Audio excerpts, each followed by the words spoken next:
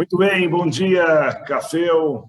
Estamos mais uma vez aqui ao vivo, o Boletim Econômico Semanal Treviso. Tivemos aí uma semana com queda no dólar, fechando o dólar a 5,24, uma semana sem grandes novidades aí no cenário político-econômico.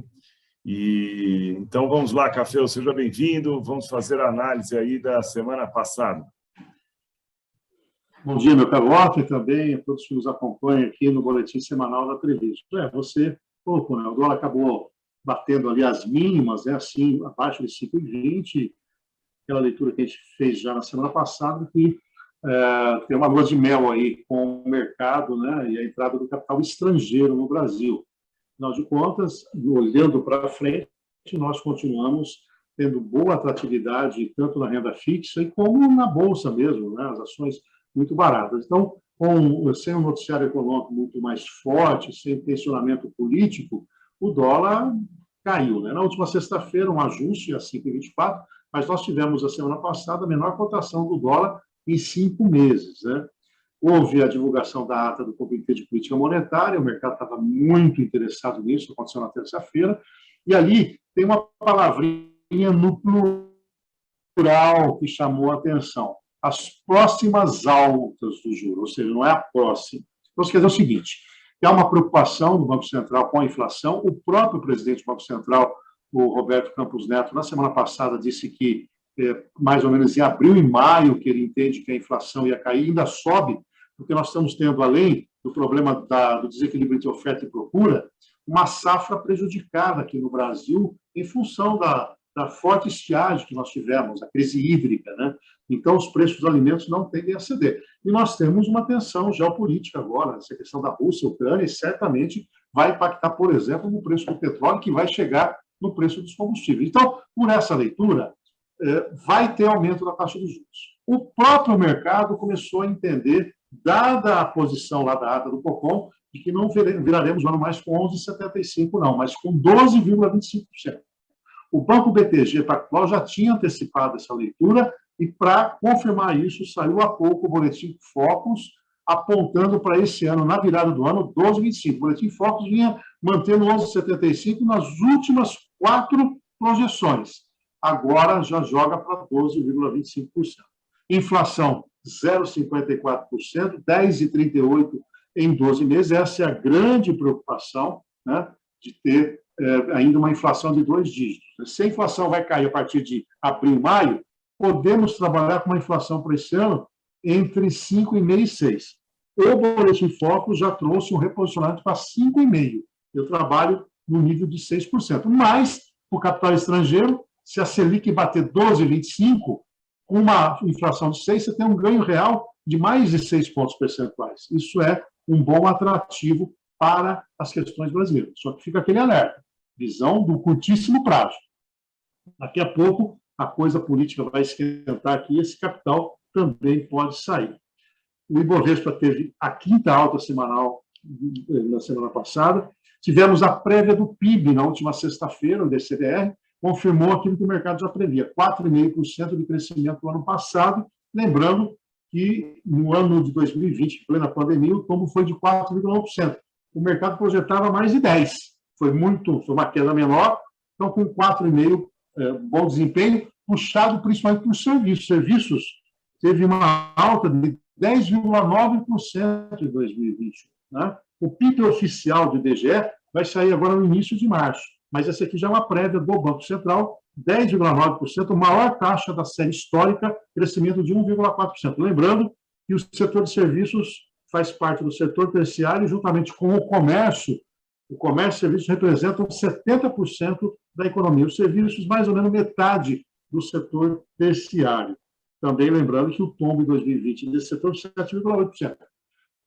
Pessoas estão viajando mais, ocupando hotéis, os eventos voltaram, né, as passagens aéreas, retomada das aulas, enfim, tudo isso tem ajudado. Por sinal, pode ser a salvação para esse ano, um bom desempenho do setor de serviços. PEC dos combustíveis, problemas fiscais. Informação da semana passada, fica para depois, chamada PEC Kamikaze. O que é essa PEC dos combustíveis? o governo ter autonomia para reduzir tributos sobre os combustíveis, não precisando mostrar outra fonte de receita por conta dessa renúncia fiscal. A legislação atual não permitiria isso. Por exemplo, se o governo federal quisesse falar, ó, eu não quero cobrar PIS e COFINS e IPI dos combustíveis, ele tinha que dizer qual é uma fonte para isso. Qual a preocupação do mercado que, somada à correção provável da tabela do imposto de renda da pessoa física? A aventura fiscal, renúncia fiscal, sem corte de gastos, sem outra fonte de receita, dificulta o cumprimento do orçamento. Falando em boletim Focus, como eu disse, saiu há pouco, IPCA 5,5% para esse ano, para o ano que vem, mantido em 3,5%, Selic nesse ano 2,25% na virada do ano, mantida a previsão para o ano que vem de 8%, então, o ano que vem, se tudo correr bem, os juros começam a cair novamente, mesmo porque a inflação para o ano que vem de 3,5% não necessita de uma taxa de juros tão alta. PIB para esse ano, mantido o crescimento pífio de 0,3%, vai corrigir só pela inflação, para o ano que vem, 1,5% de crescimento. Dólar, novidade, 5,58 é o que o mercado projeta agora na virada do ano, era 5,60. E para o ano que vem, 5,45 era 5,50. Nós tivemos um bom desempenho da Bolsa Brasileira, inclusive numa inversão ao que aconteceu no mercado. Nessa semana, a gente vê que a Bolsa continua provavelmente precificada a um preço atrativo, entrando muito capital estrangeiro na Bolsa Brasileira. O que é bom agora, jogou o dólar para baixo, Bolsa em alta, mas ficamos sempre com aquela questão, né? Se em algum momento isso não pode se inverter, e o capital estrangeiro, quando a Bolsa atingir um determinado ponto, sair em volume forte e trazer o dólar para cima de novo. Como é que você está vendo essa questão do desempenho da Bolsa brasileira? A Bolsa vem sendo barata, é um período agora de divulgação de balanços, e aí o comportamento do investidor depende muito do desempenho, né? Por exemplo, na primeira semana, as ações da Santander caíram porque o balanço veio aquém do que se esperava. Essa semana tem VEG, tem Banco do Brasil. Tem muitos balanços sendo divulgados essa semana, né? Carrefour. Exatamente. Então, você tem ali alguns players importantes. Nós temos também, o que vai abalar um pouco a Bolsa, o desdobramento desse tensionamento da Rússia com a Ucrânia. Então, hoje eu já olhei a abertura do mercado internacional, a maior parte das bolsas, inclusive o pré-market do Ibovespa, apontando queda já para essa semana. Mas você tem razão em relação ao capital estrangeiro, esse alerta que nós estamos fazendo. Você que opera o mercado de câmbio, alerte os seus clientes. Está num bom momento o câmbio, ele está em 5,24, o mercado projeta 5,58, 5,60, o piso seria uns 5,40, então está barato. Faça suas compras. Por quê? À medida que o tempo vai passando, e nós tenhamos, vamos esquecer essa questão da tensão da Ucrânia e da Rússia, mas nós tenhamos já um embate mais intenso no mercado doméstico, principalmente das eleições, e principalmente de eventuais decisões populistas do governo, né, não avalizadas pela equipe econômica, isso vai pressionar o dólar. Obviamente que aquele patamar de estresse de 5,90 tem que estar com um fato muito significativo para ele dar essa disparada. Porém, operar acima de 5,40 agora dá a impressão de que isso é uma lua de mel do capital estrangeiro com o mercado doméstico. Assim que o Banco Central americano, e a semana sai a ata do Federal Reserve, né, do FONC lá, sobre quando vai aumentar os juros, eu acho que vai ter um movimento também de saída de capital em busca disso. Então, em resumo, é o seguinte, você que opera no mercado de câmbio, aproveite o bom momento para desovar o que você precisar, converse com os seus clientes, porque, na minha avaliação, se não for agora, daqui a pouquinho, a hora que a gente virar um mês, a gente vai começar a ter uma escalada no dólar aí. Obviamente que o Banco Central está de olho nisso, porque um dólar também elevado muito rapidamente contamina preços, esse esforço de conter a inflação fica mais difícil, porém não podemos descartar que podemos ter uma pressão sobre o mercado cambial ali na frente. Inclusive, Café, no final da semana, a gente teve as notícias da invasão da Rússia na Ucrânia, quer dizer, as possibilidades disso acontecer. O mercado já reagiu, quer dizer, essa semana pode ser um ponto aí de influência aí do mercado. Como é que você está vendo essa questão da crise da Ucrânia com a Rússia? O capital estrangeiro ele não gosta de ficar exposto quando você tem algum tipo de tensionamento internacional, como agora, né? Então, eu avalio que esse capital especulativo ele vai ser mais para destinos mais seguros, tá? O Brasil, em si, com os juros do jeito que está, é um oásis aí de oportunidades. Então, para quem conhece muito o mercado brasileiro, a entrada de dólar vai continuar. Tá? Alguns fundos que podem aplicar em países como nós, que não temos grau de investimento, continuarão especulando aqui. Mas eu avalio que nós vamos ter um tensionamento. É claro que é muito difícil você cravar isso, né? Não, porque amanhã pode vir uma notícia excepcional aí, do ponto de vista dos acordos internacionais, e nada disso é realidade, e o dólar despencar. Mas eu avalio que esse momento de um dólar tão baixo assim é um momento de curtíssima duração. Muito bem. E essa semana, Café, temos aí uma agenda bem vazia, quer dizer, não temos aí grandes questões nos aspectos de indicadores econômicos, a não ser a divulgação do Copom americano, né? Então... FOMC, né? FOMC. É o Comitê de Política Monetária deles. Né? Monetária deles. Então, vamos falar agora da tua expectativa para essa semana, Café. Vamos lá. O principal fato em que nós devemos ficar de olho é exatamente para essa ata. Né? A ata ela vai dar ali a ideia de magnitude dos juros, que devem subir em março, eu avalio como vai dar 0,25 pontos. Hoje a taxa de juros básica nos Estados Unidos varia entre 0 e 0,25. Então, ela deve ir de 0,25 a meio ponto, que é bastante para os Estados Unidos. Lembrando que a inflação americana fechada em janeiro, para 12 meses, está em 7,5%. O padrão americano isso é um absurdo. Veja, no Brasil nós estamos com 10%. Aqui era sempre assim, 7%, lá era meio, um ponto percentual. Então, é expressivo. E aí a ata vai trazer outra questão que envolve a frequência das altas, ou seja, é possível que ele dê uma pista se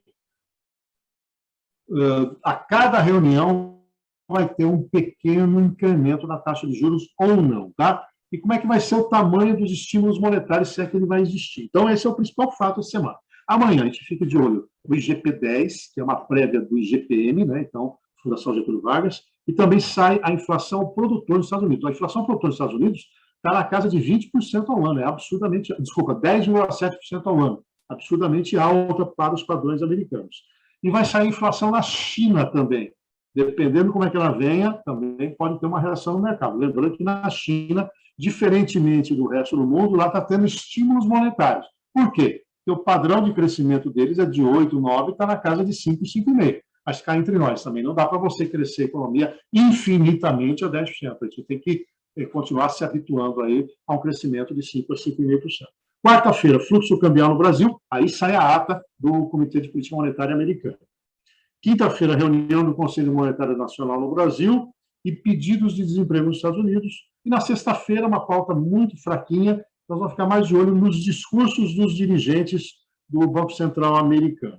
Então, fiquemos de olho. Ata do comitê e os desdobramentos do conflito Rússia-Ucrânia. Eu acho que esse elemento, junto com a ata do FONC, serão os dois principais indicadores, os dois principais motivadores de uma mudança de curso no curto prazo da semana, que é no dólar, que é na Bolsa de Valores brasileira. Tá. E um outro ponto que está em destaque também, para a gente explicar um pouco aqui para o nosso público, Café, é em relação à PEC dos combustíveis.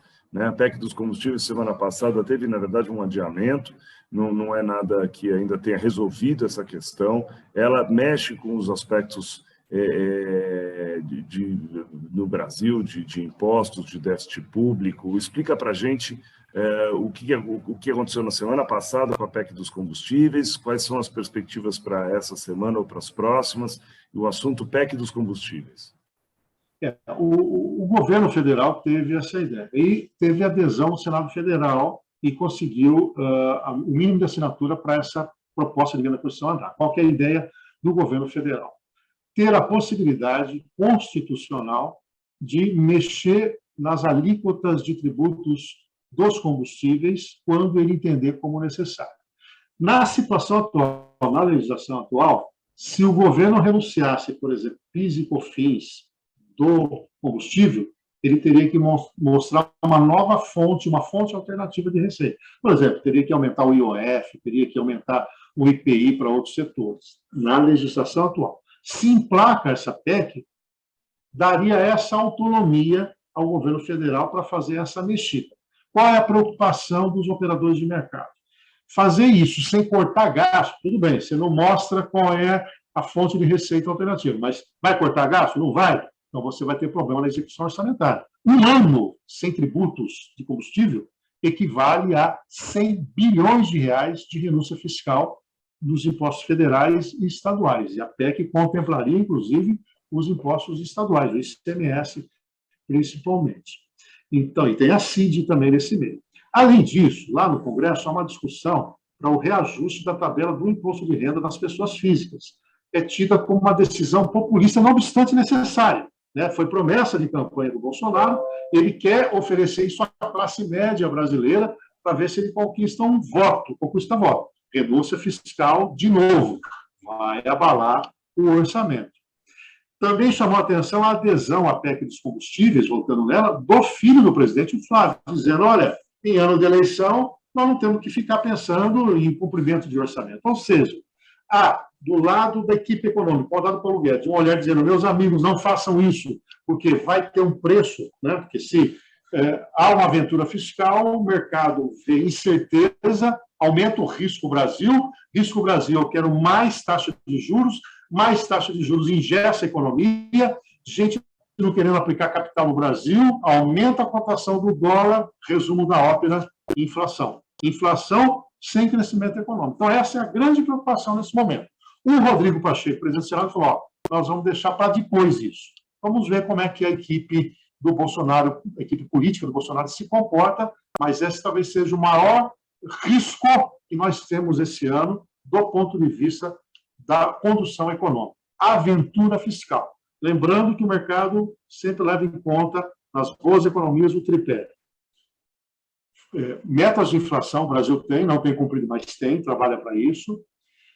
Câmbio flutuante, o Brasil tem, né, e opera nesse formato, e controle fiscal. Se abrir mão do controle fiscal, coloca em xeque a inflação e a própria política cambial. Muito bem, Caféu. Então, estamos aí, vamos seguir aí a semana com as informações que você passa aqui para a gente toda segunda-feira, às 8h45. Não esqueçam, na semana que vem estaremos aqui de novo.